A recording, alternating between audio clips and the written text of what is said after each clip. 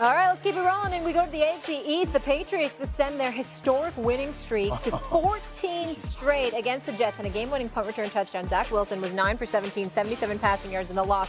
A disappointing performance from a team that had won 5 of their previous 6 games. Let's hear from the Jets postgame.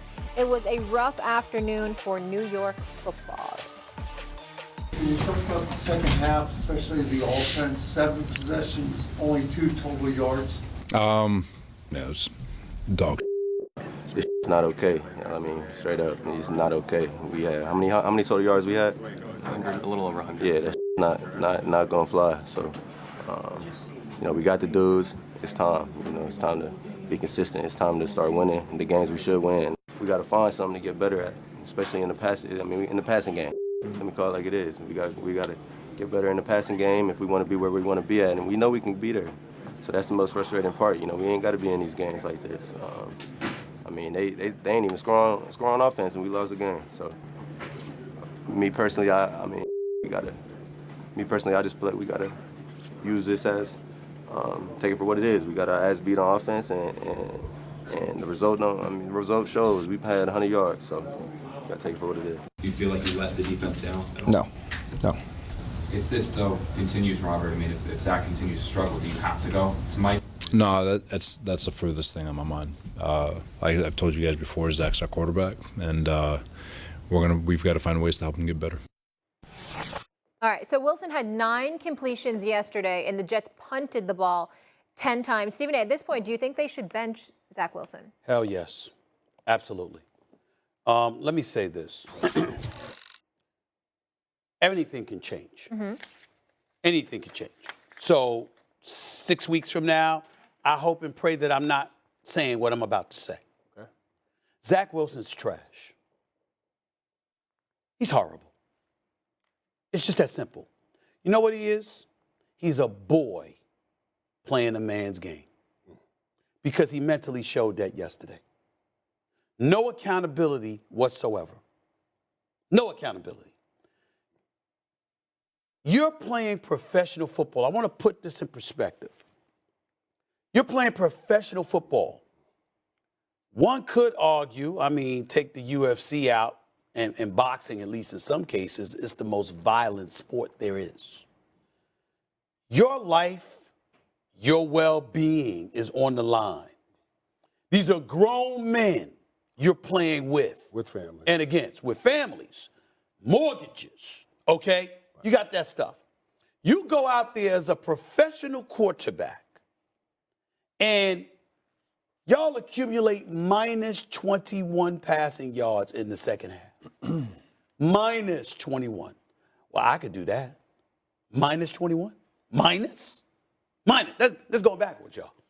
That's going backwards. Do you understand that as a quarterback, you could literally have the ball snapped to you and go down, and you could have more yards than Zach Wilson and them did with that offense in the second half yesterday afternoon? A grand total of 2 yards in the second half. Minus 21 passing yards. And when they ask you a question, you sit up there and say, no. You know, you didn't let the defense down. You are either delusional, which he is not. He's a BYU grad, right? Ain't that what they said? BYU grad. BYU, highly intelligent. I mean, their intellect far exceeds ours, okay? So you coming from there, I know you're not dumb, which means that the only reason you answered that question is because you couldn't look yourself in the face and accept accountability. Men do that. Boys run from accountability. I'm going to say that again. Men accept accountability. Boys run from them.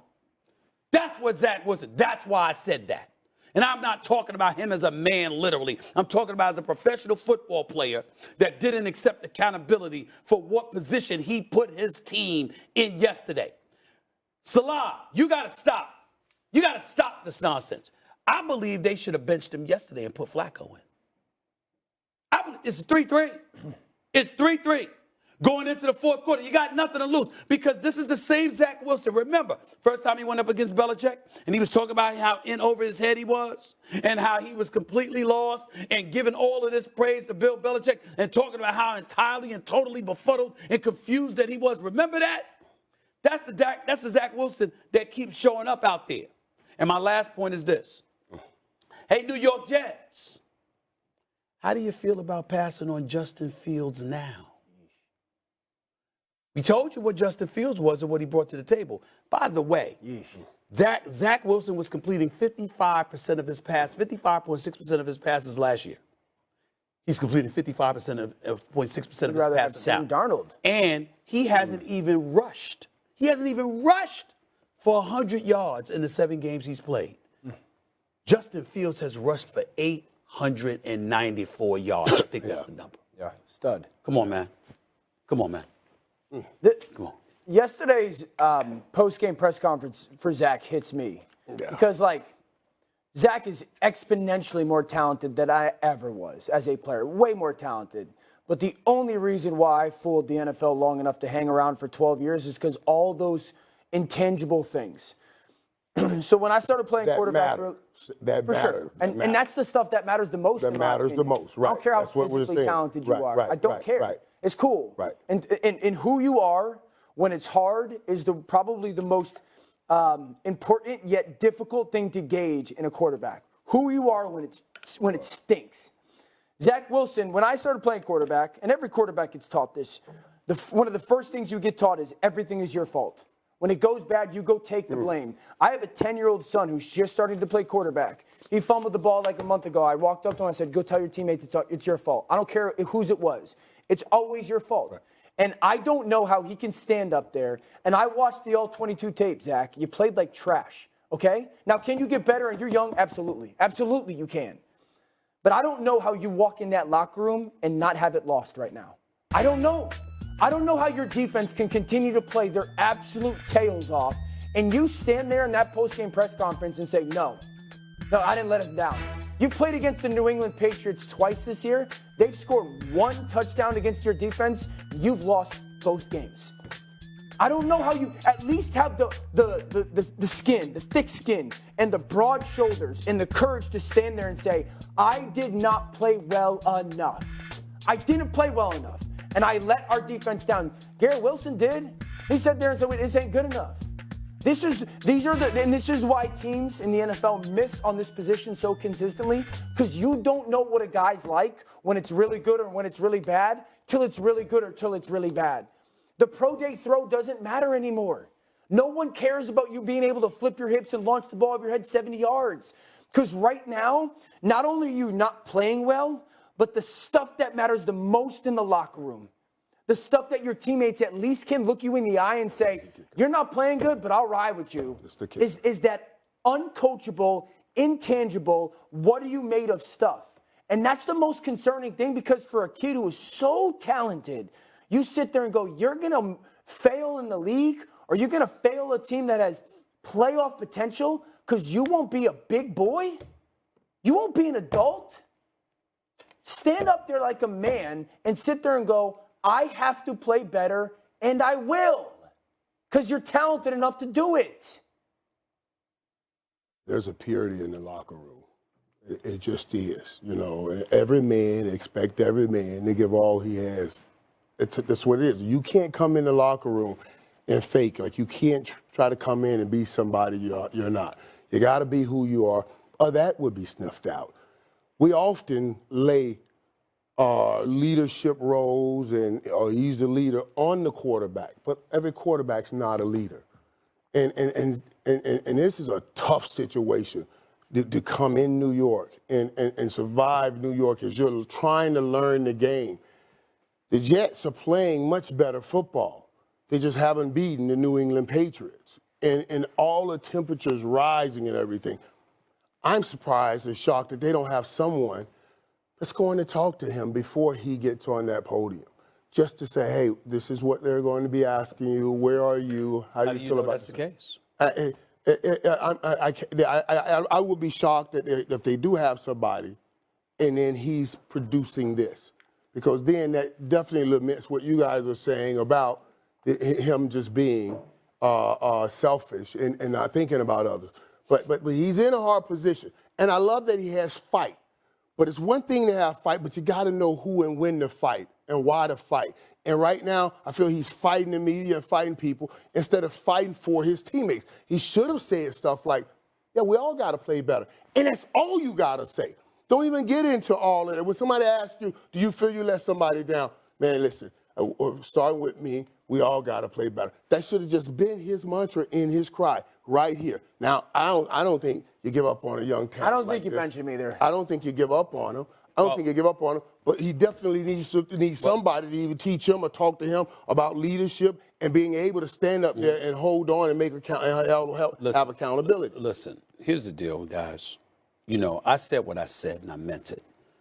But I want to understand why, because you want to be sensitive when you call a man your boy, a boy. I want to make sure that I'm clear on that. I'm saying you acted like one yesterday. That's what has to be called out here, because that's really the issue. Because when you have this penchant for avoiding accountability, it's easy to continue making the mistakes. Sure. Because you're thinking more about you. What he should have been was absolutely depressed that he let his teammates down. Sure. I got a defense that in 2 games against Bill Belichick went out there and allowed 1 touchdown. One touchdown. A legitimate argument is they lost the game because of you. I know special teams, they returned the kickoff, won it. We get all of that. But the point is, you went out there and in 2 games, okay, in 96 minutes, you couldn't produce anything. And you don't accept accountability. And you go into the locker room like it's a we loss. Of course it's a we loss from the standpoint you're the New York Jets. You're an organization. But it's about accepting the culpability yourself. Because when you do that and you measure yourself that roughly, you're going to exhaust every means and every measure to make sure that you are never in that position again. That's why one of the biggest things that I always say is do your job. Right. It's not to say limit yourself to doing your job, but do your job first. I don't want to pretend or misrepresent like this is easy. It's hard. It's very difficult. Playing quarterback in the NFL is hard. Playing in this city, I can't imagine how hard it is. But there's ways to endear yourself to your teammates, and there's ways to get your teammates to look the other way at you or from you. And when you do that in the post game, you're placing yourself and your performance above your teammates. Josh Allen last week threw for like 400 yards but lost the game and said, I got to be better. Yeah. I got to be better. I don't want to. Playing with a better team now. I want to say. So it should be easier to accept accountability when you play with a better team. Just because I want to say, these are young men. These are young men. And there's a lot that they need to learn. A lot this young man needs to learn. And he needs to learn stuff about leadership. But, man, let's all admit, this is a tough situation. And they are 6-4, the Jets are. Yeah. You know what I mean? They're a better place than they ever been. They just right. Spite of him. Right. Okay, I got you. The Bears come to town on Sunday, and to your point, he is just 23 years old. Yeah. Still to come, the Vikings stunned at home.